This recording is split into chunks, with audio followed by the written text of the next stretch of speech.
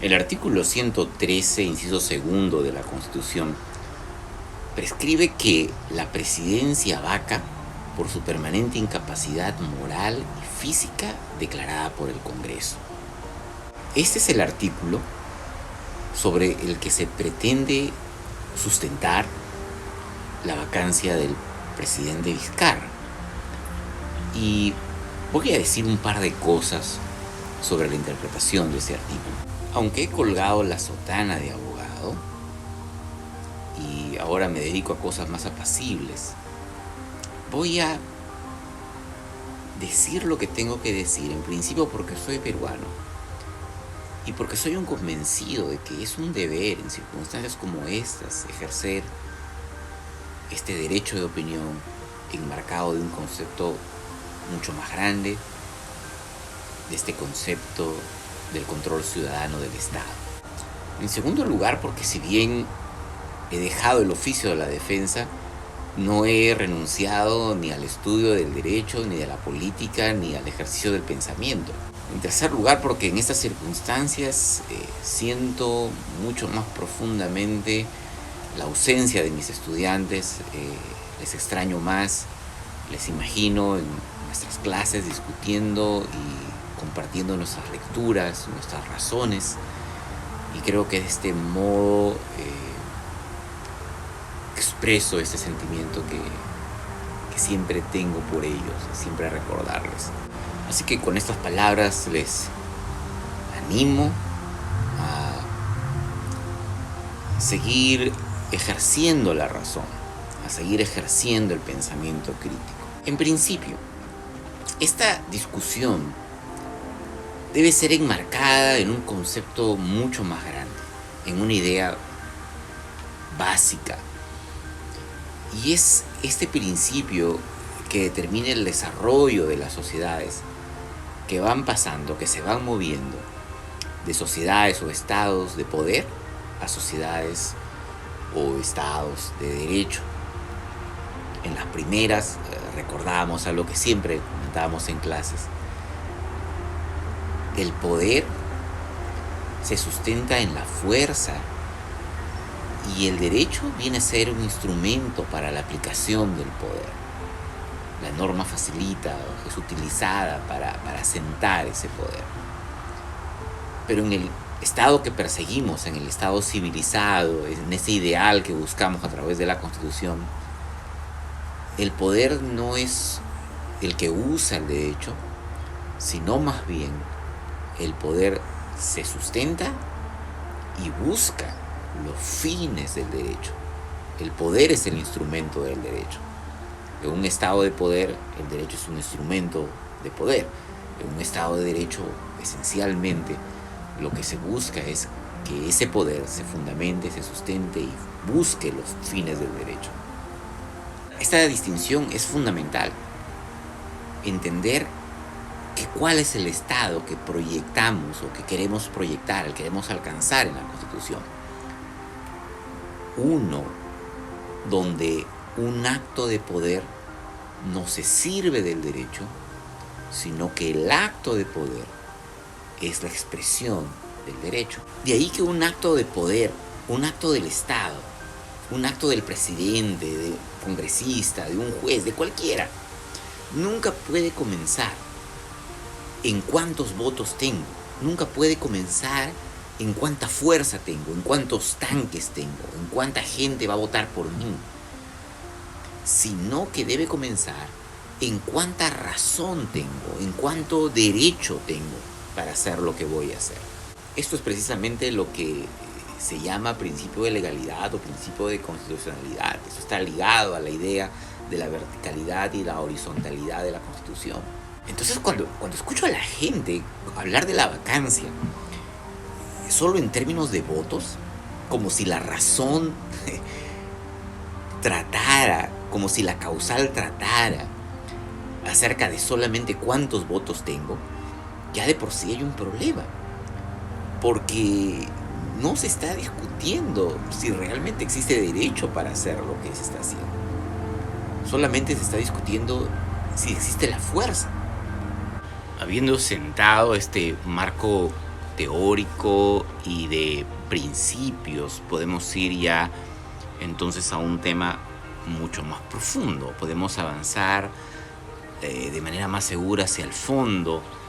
¿Qué quiere decir realmente el artículo 113, inciso segundo de la Constitución, cuando prescribe que la presidencia vaca por permanente incapacidad moral y física declarada por el Congreso? Un análisis de este dispositivo permite ver que contiene una consecuencia y dos hipótesis jurídicas. La hipótesis número 1 es la permanente incapacidad moral. La hipótesis número 2 es la permanente incapacidad física. Y la consecuencia es la vacancia presidencial. Si yo expresara de manera lógica el contenido de este artículo, encontraríamos dos normas. La primera norma podría leerse de la siguiente manera. Podría leerse norma número 1. Si se comprueba la permanente incapacidad moral del presidente y el Congreso la declara, entonces la presidencia vaca. Norma número 2. Si se comprueba la permanente incapacidad física del presidente y el Congreso la declara, entonces la presidencia vaca. No se requeriría ir más allá. Este dispositivo evidentemente se refiere a una condición relacionada con la capacidad del presidente, más no con su conducta. Y estas son dos categorías que son distintivas, son diferentes en el ámbito del derecho. De un lado tenemos causales relacionadas con la capacidad, es decir, con las facultades de la persona, y por otro lado tenemos causales relacionadas con la conducta, es decir, con las acciones de las personas. En la redacción del artículo 112 se puede apreciar un orden en las causales que van desde las puramente físicas, las involuntarias, las voluntarias y finalmente las infracciones. Hay una progresión que van desde las causales que pasan de hechos jurídicos a infracciones de la ley. Y esto es muy claro de la norma. Por ejemplo, el inciso 1 habla de la muerte, que es un hecho jurídico. El inciso segundo, que es justamente lo que estamos viendo, habla de incapacidad moral o física, que está dentro del ámbito de los hechos jurídicos. El primer acto de voluntad que se menciona como causal está en el inciso tercero, que se refiere al acto jurídico de la renuncia. Es un acto unilateral, que es legal, lícito.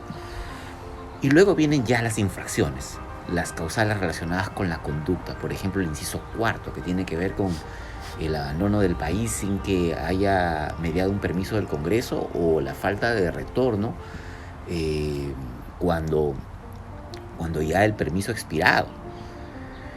Y finalmente tenemos el inciso quinto de infracciones graves, ¿no?, que tienen que ver con lo estipulado con el artículo 117, la destitución por traición a la patria y por algunas infracciones de gravedad contra el sistema político del país. La estructura de la redacción original del artículo sugiere que este tiene más que ver con sus facultades, tanto físicas como mentales, más que con cuestiones relacionadas con su conducta. Ese término incapacidad moral obedece a una redacción tradicional.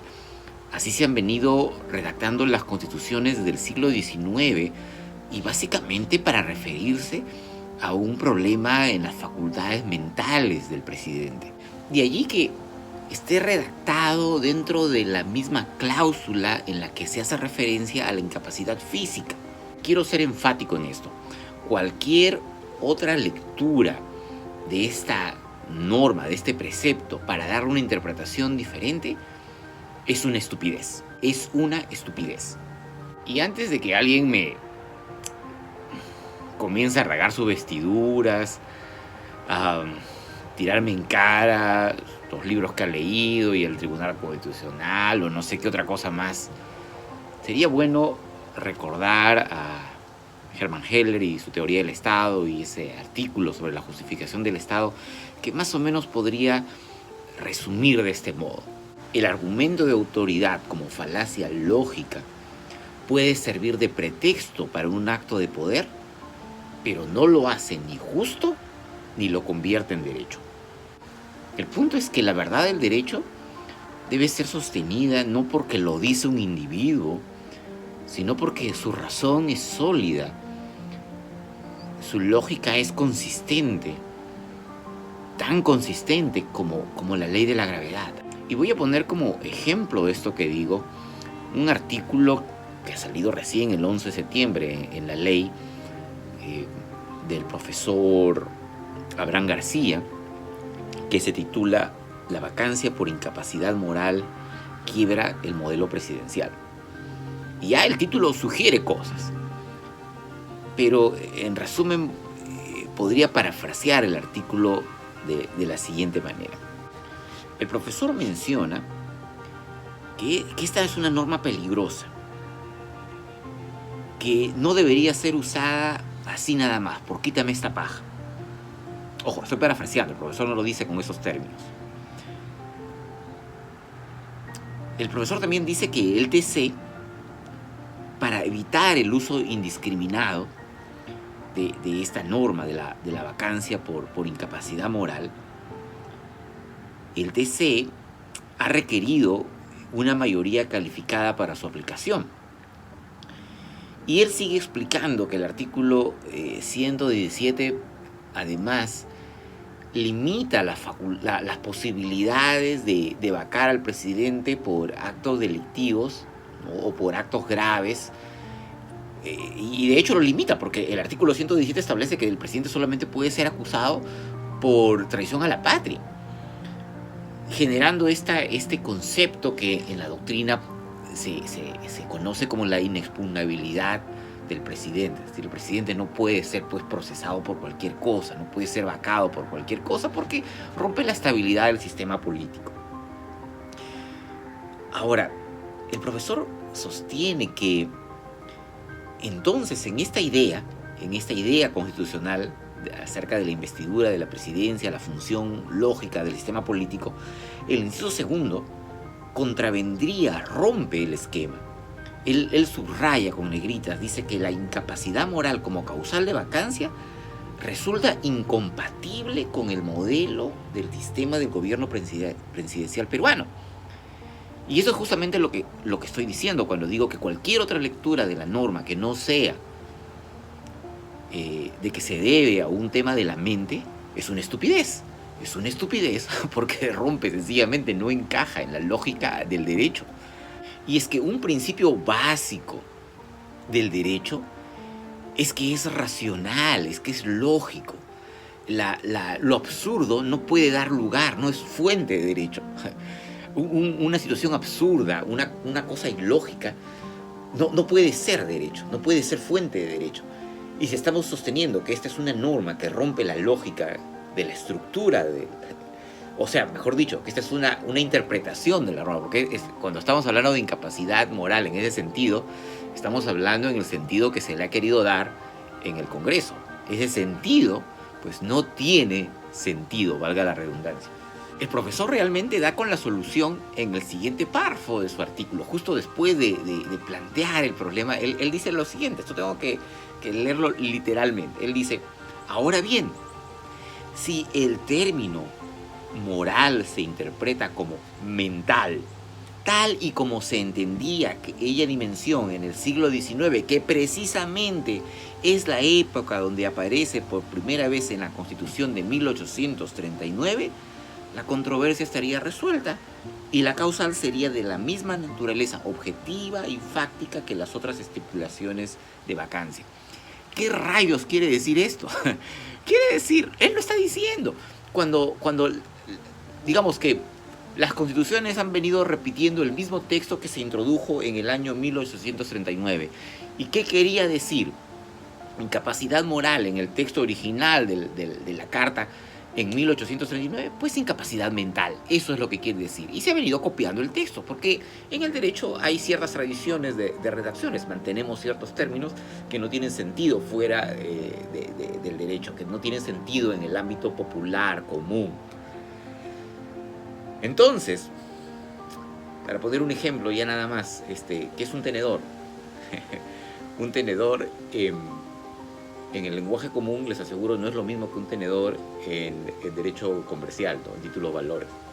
Pero ya, volviendo aquí al punto, este concepto de incapacidad moral, incluido en la Constitución en el año 1839, quería decir incapacidad mental, y eso no ha cambiado. Y es por eso, él mismo lo está diciendo. Si se conserva ese concepto, el concepto original, pues no hay problema. O sea, no hay ninguna distorsión, no hay ninguna sinrazón en la normativa, en la estructura del sistema jurídico. No hay problema. Sin embargo, el profesor García no resuelve el problema ahí. Él sigue creándose un problema porque luego él dice, ¿y ahora qué hacemos? ¿Y ahora qué hacemos cuando hemos usado este concepto de incapacidad moral incorrectamente para vacar ya 3 presidentes en el Perú a lo largo de nuestra historia? O sea, le hemos sacado la vuelta al sentido de la norma y lo hemos aplicado como hemos querido, digamos. Esto también es paráfrasis mía. Entonces, ¿cómo arreglamos el derecho para que encajen con los hechos de violación de la norma? Porque básicamente cuando has aplicado la norma contra su sentido, cuando le has dado un sentido que no, del cual carece, sencillamente has transgredido la norma. Y la cuestión es que no puedes arreglar la norma que, digamos, no puedes arreglar un uso indebido y abusivo, porque el abuso de poder jamás es fuente de derecho. Con otro ejemplo, en la historia del Perú ha habido un montón de golpes de Estado y no podemos decir que las prácticas de las juntas militares o las maneras como eso de poner los tanques, de capturar al presidente, no sé, lo que sea, es una práctica que se ha convertido en derecho en el Perú. O sea, esa práctica, esos actos de poder, esos actos de fuerza, no son fuente de derecho, porque básicamente son, digamos, es el resquebrajamiento de la estructura. No pueden dar lugar a ninguna tradición jurídica. Tú no puedes decir, bueno, vamos a mandar los tanques porque ya se ha hecho costumbre y por lo tanto es parte del derecho constitucionario del ejército meter los tanques. No se puede hacer eso. Y lo mismo pasa con esta norma. El hecho de que un grupo de pícaros congresistas, porque pícaros congresistas y sinvergüenzas congresistas han estado a lo largo de toda nuestra historia. O sea, caramba, recordar a González Prada y sus palabras, ¿no? O sea que un grupo de pícaros congresistas en el pasado, o a veces estúpidos, o a veces vehementes, lo que sea, irracionales, aplicaron de manera incorrecta y al hacerlo cometieron un abuso de poder, y esto da lugar a generar derecho. Eso no puede ser. O sea, el sentido de la norma sigue siendo el sentido de la norma, y aplicar la norma correctamente sigue siendo una responsabilidad del Congreso. No podemos crear tradición jurídica en base del error. Es eso, no se puede. Es contra los principios del derecho. Y esa es la razón por la que a varios juristas no les cuadra el inciso segundo del artículo 113 de la Constitución, porque han perdido de vista el principio básico en el derecho constitucional.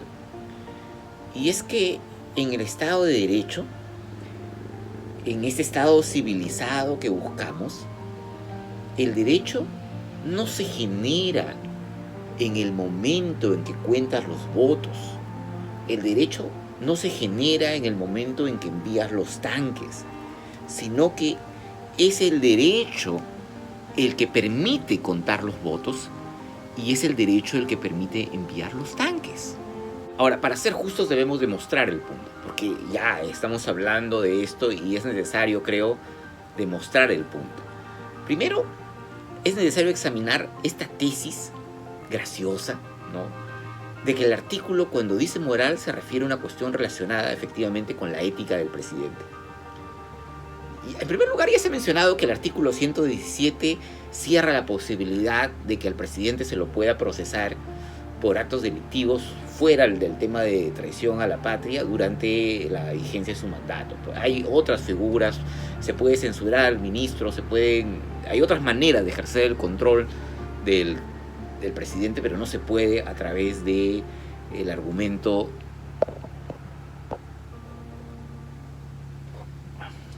pero no se puede a través del argumento de la vacancia. Si se admitiera esto, estaríamos llegando al nivel del absurdo, ¿no? De tal modo, digamos que no lo podemos vacar por un acto, por un presunto crimen, pero sí lo podemos vacar por un acto indecente. En una parte en el artículo que eso más o menos es lo que sugiere. Hay ciertas indignidades que ameritarían una vacancia por incapacidad moral. ¿Cuáles son esas indignidades?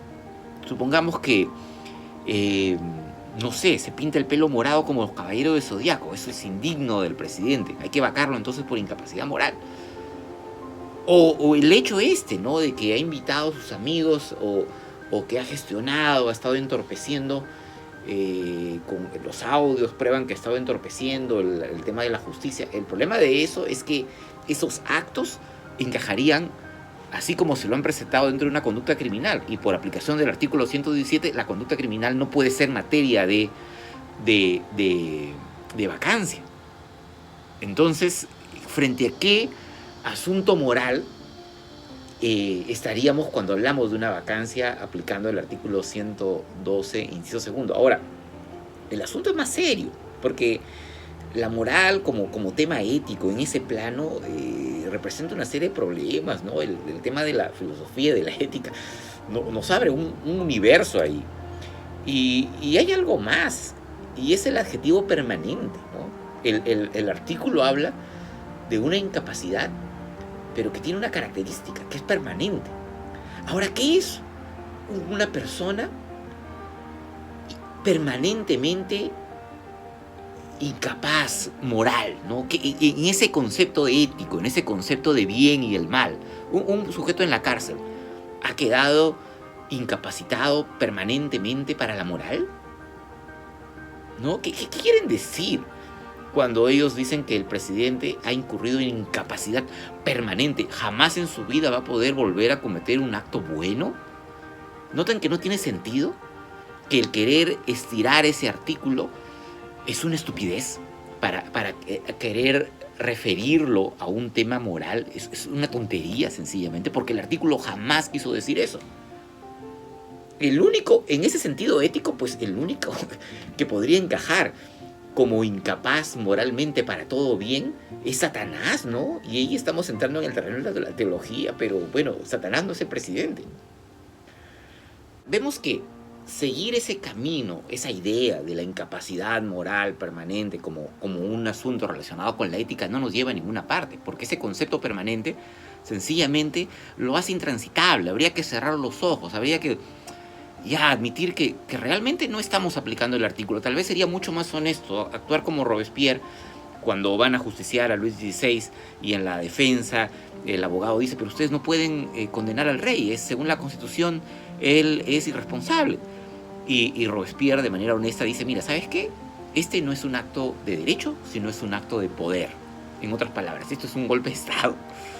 Y eso sería más honesto, en lugar de querer buscarle que incapacidad moral permanente, lo que debería reconocerse, y eso es lo que está realmente ocurriendo, es que esta gente del Congreso debería admitir, la verdad que el derecho pasa a un segundo plano. Este no es un acto de derecho, es un acto de poder, y es por eso que Merino pues ha llamado al ejército para tranquilizar a las Fuerzas Armadas y no sé qué otra cosa, porque el fondo no es un acto de derecho. El estirar el artículo con ese tema de la incapacidad permanente no lleva a ningún lado, es un callejón sin salida dentro del ámbito de la razón y dentro del ámbito del derecho. Lo único que sirve es para justificar el poder arbitrario de los votos, pero no para sustentar una causa de derecho. Entonces analicemos ahora el otro sentido, el sentido original de la norma, y vamos a ver cómo todo encaja, todo cae dentro del ámbito de la razón. Decíamos, el sentido original de la norma en el siglo XIX y tal como se ha venido manejando dentro de su concepto real es que se trata de la incapacidad mental del presidente. ¿Y por qué? ¿A qué se refiere con incapacidad moral?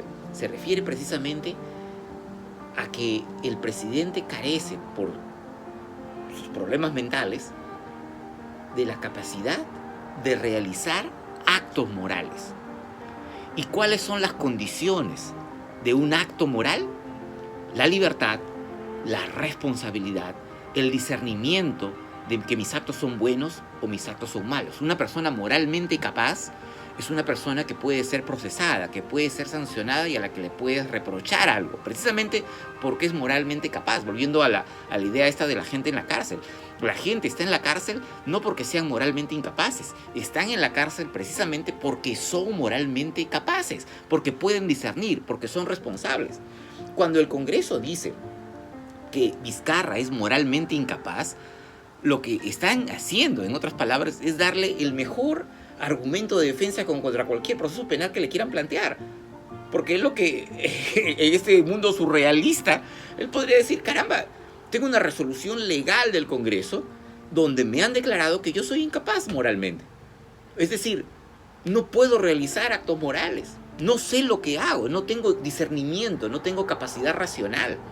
A eso se refiere el concepto de incapacidad moral, y ahí sí se entiende la condición de permanente y la condición de temporal. Es decir, porque una persona puede entrar en un momento de incapacidad moral cuando, por ejemplo, está intoxicado, cuando entra en una coma, cuando pierde el uso de la razón, pero de una manera temporal, por alguna cuestión física, por una cuestión biológica, lo que sea, psiquiátrica. Pero podría ser esta una condición también permanente. Es por eso que la misma Constitución establece causales de suspensión cuando la incapacidad no es permanente. Pero en el caso de una incapacidad mental que va a prolongarse más allá de los 5 años del periodo de gobierno, ya no tiene sentido, y es por eso que debe ser declarada por el Congreso. Notan cómo cuando no se fuerza el sentido de la verdad y de la razón, el derecho encaja perfectamente, no hay ningún problema, no hay ninguna confusión, ninguna crisis del rompimiento del esquema. ¿Cómo podemos entender el inciso segundo del artículo 113 de la Constitución? No hay ningún problema con ese artículo, es perfectamente justificable cuando se respeta su sentido original. Tal vez uno de los grandes cambios que deberían hacerse en cuanto a la Constitución es una revisión de su lenguaje, ¿no? Actualizar el lenguaje,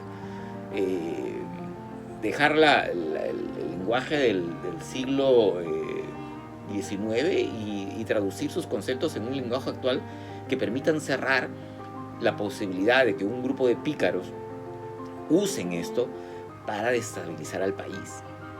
Y creo que con eso he terminado todo lo que tenía que decir. Quería finalmente decir que en cierta forma el derecho es una aspiración. Hay algo de concreto en sus pies, pero a medida que vas mirando más arriba, se va volviendo más etéreo, se va transparentando. Porque así como el derecho es algo dado, bueno, tenemos estas normas, el derecho es algo que implica una tarea por hacer. O sea, no, es algo que debe implementarse, es algo por lo que debe lucharse. Es algo que es una tarea para la sociedad, para todos nosotros. Y es algo en el que debemos estar involucrados, ¿no? Quería despedirme otra vez de mis estudiantes y en este momento pienso que hubiéramos tenido una muy bonita clase.